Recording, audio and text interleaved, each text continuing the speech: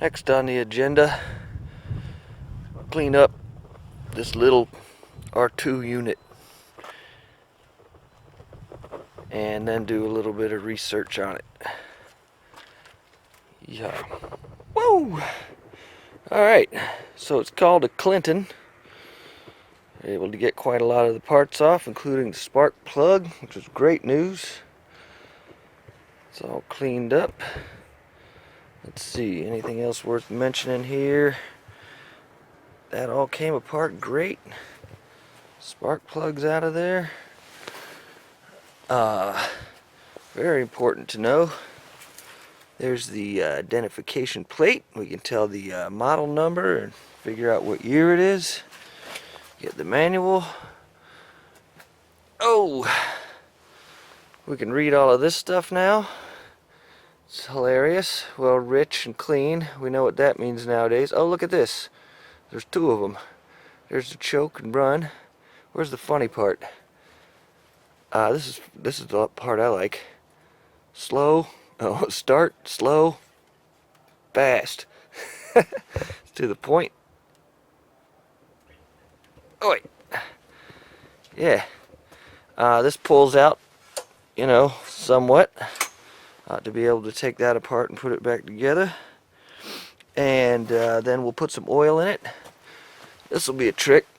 How to get gas in here. That's probably an old part. It's impossible to find. But yeah, all the screws came out. And the hoses have been replaced at some point, so that's good news. It might not have been too long ago when this thing was running.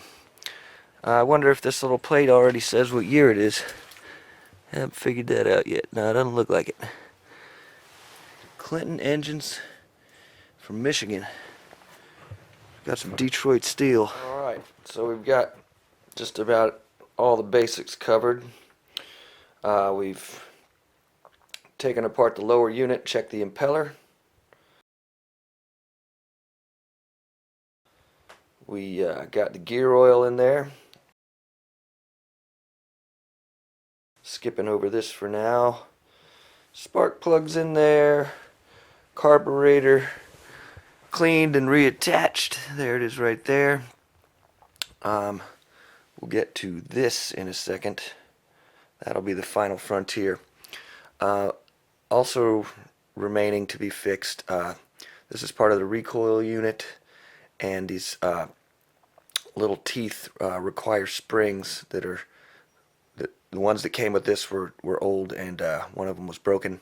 So I've got spring material coming in the mail. I'm going to fashion some new springs so that works as is. Alright, back to this real quick.